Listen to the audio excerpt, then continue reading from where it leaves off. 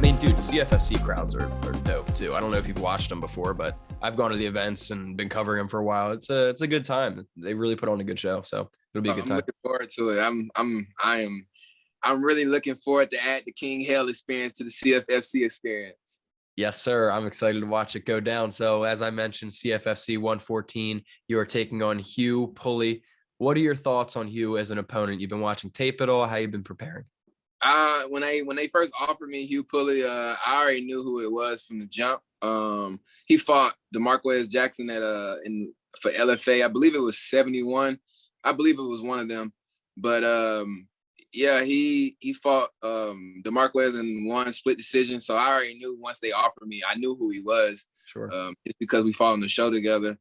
But other than you know that he's just a gritty person. You know, that's all that when I watched him, that's what I took from him. He's gonna fight me. It's gonna be a fight with him, which is cool because I'm all for it. But you know, when it comes to King Hale, I'm a different experience.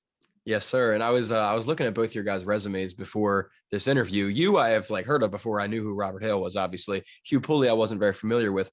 He has a very tough strength of schedule too. I wasn't aware, fighting Jakar Close, other UFC guys. But your opponent's combined records throughout your career, get this, 140, 65, and 1.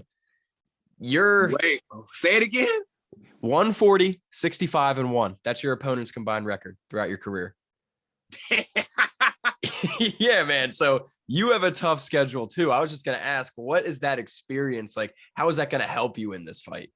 Man, honestly, when I was fighting, when I first started this, man, I wanted to fight the toughest. I didn't want no shortcuts. I didn't want how other fighters do. They cherry pick their fights. Sure.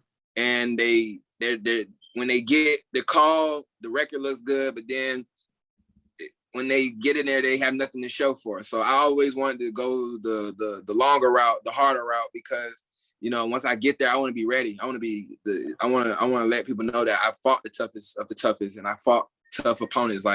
And that this ain't nothing new to me.